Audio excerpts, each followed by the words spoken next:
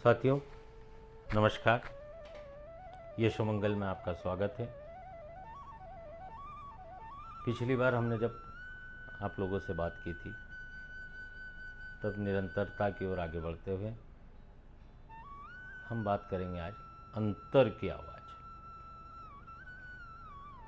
अंतर की आवाज़ यानी हमारे आत्मा की आवाज़, हमारी सोल की आवाज़। ये वो चीज़ है दोस्त जो हम जान के भी अनजान कर जाते हैं। कई बारी हम किसी चीज़ के लिए सोचते हैं, विचार करते हैं, चिंतन करते हैं, तब एक चीज़ मन में आती है कि ये ठीक नहीं या ये ठीक है, पर हम इग्नोर कर जाते हैं क्योंकि हम परिवेश के या खुद की सोच के, मस्तिष्क के विचारों में उस चीज़ को करते हैं। फिर बाद में बोलते हैं कि नहीं, मन में आया था। तो ये अंतर की आवाज़ है, ये आत्मा की आवाज़ है जिसकी हमारी एक ट्यूनिंग नहीं है, अभी एक ट्यूनिंग नहीं है, क्योंकि आप बात नहीं कर पा रहे अपने आप से। अपने आप से जब आप बात करने लगते हैं, अपने विचारों को खुद सुलझाने लगते हैं,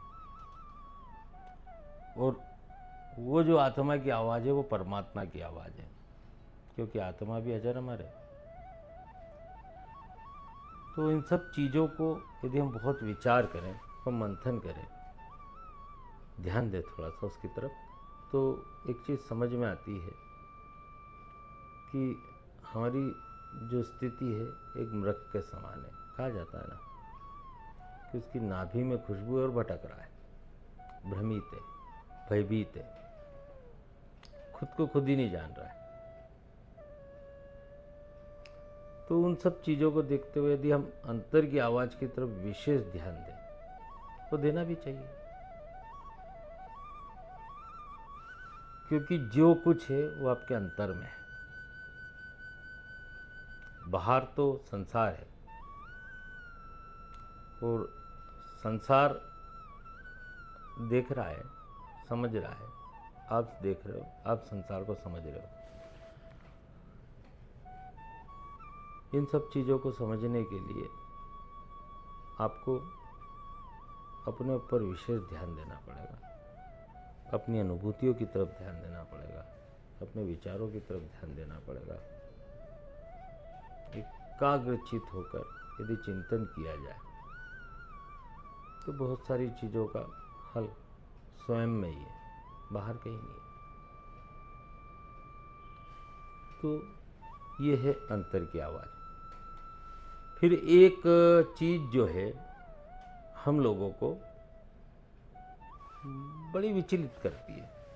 विचलित किस तरह से करती है मैं आपको बताऊं कि आपने शास्त्र पढ़े, आपने ग्रंथ पढ़े, सबकी विचारधारा अलग अलग, अपने तरीके से हर किसी ने किसी चीज़ को समझाया। अब वो कई बारी तो आपने किसी चीज़ को पढ़ा और किस ब्रेन से पढ़ा या किस मानसिक स्थिति से पढ़ा और किस चीज़ पे आपने उसको कहाँ लागू किया, और विकृति ला देता है। क्यों ला देता है?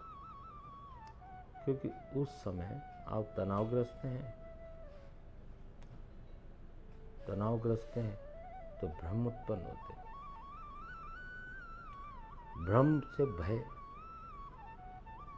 और भय से विकृतियां। ये गुरुदेव अक्सर कहा करते थे।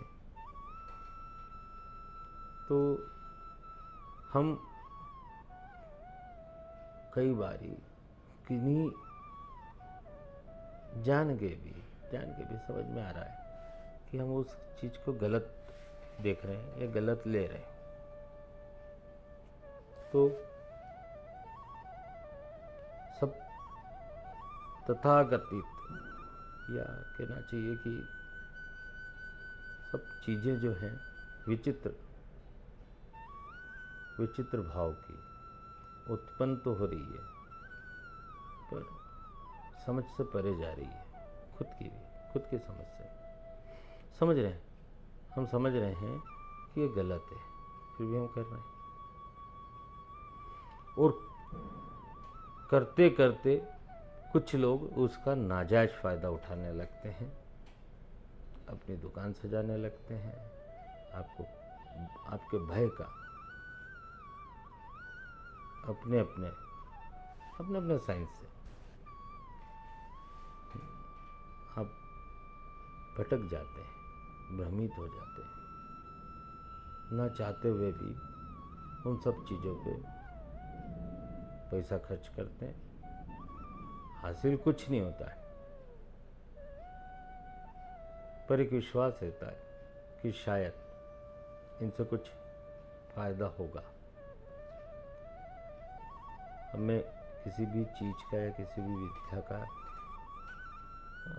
कोई जिक्र नहीं करना चाहूँगा, आप स्वयं समझें कि होता वही है ना जो होना होता है।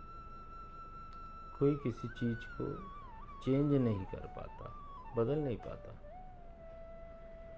इन सब चीज़ों को जान के भी हम अनजान हैं। ये इसलिए हो रहा है कि हम अपने आप को नहीं मान रहे, हम अपने आप को महत्व ही नहीं दे रहे, या हम किसी वरिष्ठ की या किसी बड़े की राय लेना उस समय उचित नहीं समझते। तो ये सब चीज़ें हमको कहीं ना कहीं परेशान करती है। यदि गुरु हैं तो गुरु से अच्छा मार्गदर्शक कोई नहीं। गुरु आपको इन सब चीज़ों से परिचित भी कराएगा, संभालेगा भी और संबल देगा। और संबल से आप उन सब चीज़ों को बहुत अच्छी तरीके से समझ पाते हैं और उनसे निकल पाते हैं।